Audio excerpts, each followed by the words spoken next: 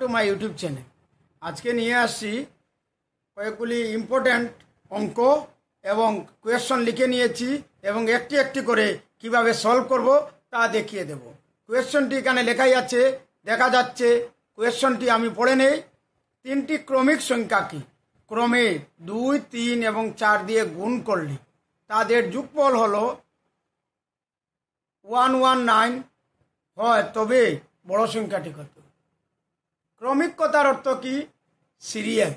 মানে প্রথমটা যদি 2 হয়, পরেরটা হবে 3, পরেরটা হবে 4, বা যদি মনে করে নেও প্রথমটি 10 হয়, পরেরটি হবে 11, এর পরেরটি 12, মানে এক এক বেড়ে যায়। এরকম প্রশ্নতে আমি শর্টকাটে করতে হবে আমাদেরকে, যাতে সময় কম লাগে, সেটার দিকে নজর রাখতে হয়। প্রথমে আমি 3টা সংখ্যা লিখব, x, x plus 1, x plus 2। এখন কি করব? এই 3টা সংখ্যাকে কোয়েশ্চনে বলা হয়েছে প্রথমটাকে 2 দিয়ে, পরেরটাকে 3 দিয়ে, পরেরটাকে 4 দিয়ে পূরণ করতে হবে। আমি এখন কি করব? 2 দিয়ে পূরণ করব, 3 দিয়ে পূরণ করব, 4 দিয়ে পূরণ করব। তাদের যোগফল কত কোয়েশ্চনে দেওয়া আছে। আমি শর্টকাট করে নিতে হবে। 3x, 3, 4x, 4 into 2, 8। এক্স গুলো একসঙ্গে যোগ করে নেব। 2, 3, 4 হলো, এখানে কি দাঁড়ালো? 9x। আর 3 আর 8 প্লাস করলে হবে 11। এখন আমি এটা প্লাস আছে, এইদিকে গেলে মাইনাস হবে। এটা যদি আমি এখানে মাইনাস করে নেই,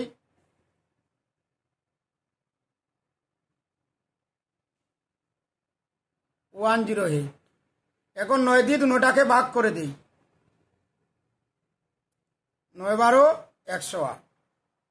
আমার 100-র ভ্যালু দাঁড়ালো 108।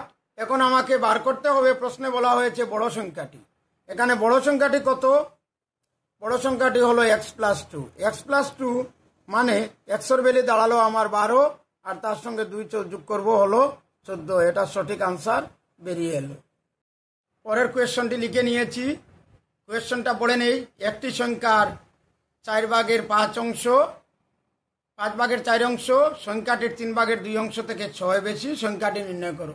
সংখ্যাটি আমাদের জানা নেই। যখন আননোন নাম্বার হয় তখন আমরা এক্স ধরে নিই। প্রথমে ধরবো একটি সংখ্যা এক্স, তার 5 ভাগের 4 অংশ। আবার ডান দিকেও লিখব সংখ্যাটির 3 ভাগের 2 অংশ। প্রশ্নে বলা হয়েছে এই অংশ থেকে এটা 6 বেশি। সমান চিহ্ন কথার অর্থটা হলো সমান চিহ্নের বাঁ দিক এবং ডান দিক সমান হতে হবে। যে অংশ সংখ্যাটা ছোট হবে সেটার দিকে আমরা প্লাস করব। এখানে বলা হয়েছে একটি সংখ্যার 5 ভাগের 4 অংশ থেকে অংশটি সংখ্যাটির 3 ভাগের 2 অংশ থেকে 6 বেশি, অর্থাৎ এটা বড়, এটা ছোট। তাই কি করব? এটার সঙ্গে আমি 6 যোগ করে নেব। এই এক্সটা উপরের, এটা প্লাস আছে, এদিকে আসলে মাইনাস হবে। এখন 3 আর 5-এর লসাগু নেব। 3 আর 5-এর লসাগু 15। 15 হলে 5 দিয়ে ভাগ করলে হবে 3, 3 4 12x, ভাগ করলে হবে 5, 5 দুগুনি 10x। আমাদের নিয়ম হলো হর দিয়ে লসাগুকে ভাগ করতে হয়। ভাগ করার পর যে ফলটি বাইর হয় সেই ফল দিয়ে লবকে গুণ করতে হয়।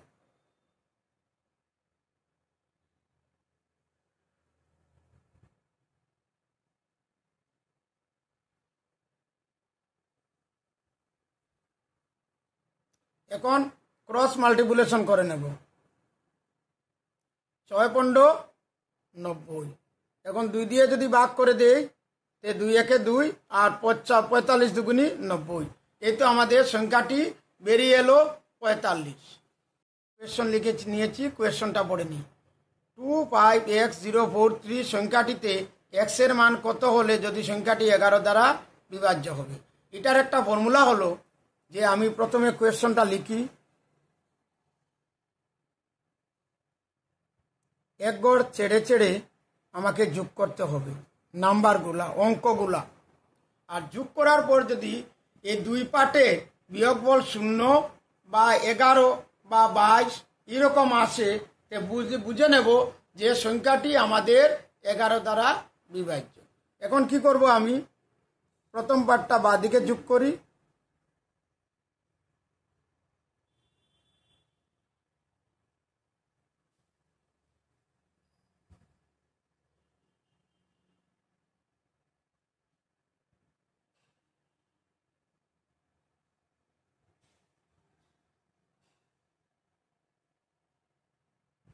এই দেখে নাও, 2 সঙ্গে এক্স প্লাস 4, বা এখানে একটা ব্র্যাকেট আর ডান দিকে লিখলাম মাইনাস লিখে 5 প্লাস 0 প্লাস 3।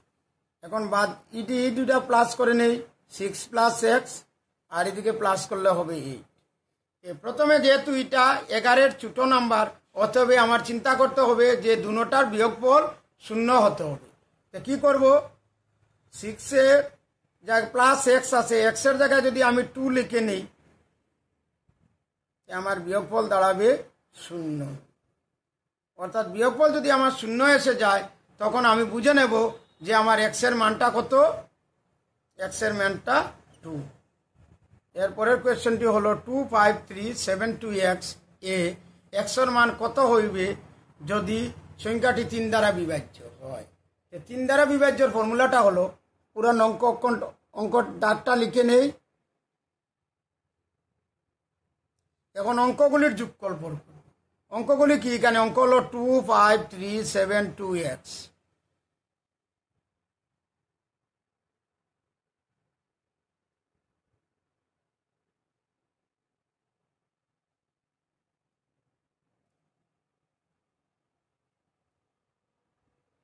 এগুলা যোগ করে নিলে কি হবে, 2 আর 5-এ 7, 3 10, 7 17, 18, 19। 3 দ্বারা বিভাজ্যর ফর্মুলাটা হলো, অঙ্কগুলির যোগফল যদি 3 দ্বারা বিভাজ্য হয়, তে ধরে নেব সংখ্যাটিও 3 দ্বারা বিভাজ্য। এখন 3 দ্বারা বিভাজ্য হতে হলে 3-এর গুণিতক কত হবে, 3 6 18, 3 7 21, মানে 19-এর পরে আমাকে 21 হতে হবে। 21 হতে গেলে আমার কি করতে হবে, এখানে যদি আমি আরো 2 প্লাস করে নেই, মানে এক্সের জায়গায় 2 বসিয়ে প্লাস করে নেই, তো হবে 21। 21 মানে 3 দ্বারা ভাগ করলে হবে 3 7 21, অর্থাৎ সংখ্যাটি হবে 3 দ্বারা বিভাজ্য। এখানে আমি এক্সের মান কত বসালাম, 2। এই সংখ্যাটার আনসার দাঁড়িয়ে এলো, এক্সের ভ্যালু দাঁড়ালো 2। কোয়েশ্চেনটি লিখে নিয়েছি, half power minus 2 plus 1/3 power minus 2 plus 1/4 power minus 2 plus 1/5 power minus 2। এটার একটা শর্ট ট্রিক্স হলো, পাওয়ার যদি মাইনাস থাকে তো কি করব, ভগ্নাংশ বা ফ্র্যাকশনের নাম্বার থাকলে এটাকে সোজা আমি উল্টিয়ে দেব, আর মাইনাসটা আমার প্লাস হয়ে যাবে। এখন কি করব, উল্টিয়ে দেই, 1/2 আছে, এটাকে 2/1, মাইনাস পাওয়ার আছে, এটা প্লাস হয়ে যাবে। এখানে ঠিক এইরকম করব, মাইনাসটা প্লাস হয়ে যাবে।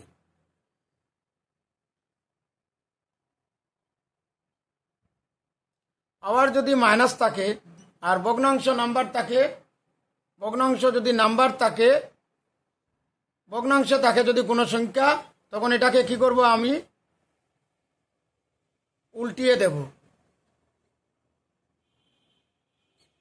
এখন কি করব, কোনো নাম্বারের নিচে 1 লিখলেও হয়, না লিখলে হয়। এখন কি দাঁড়াবে, 1 যদি আমি ছেড়ে দেই,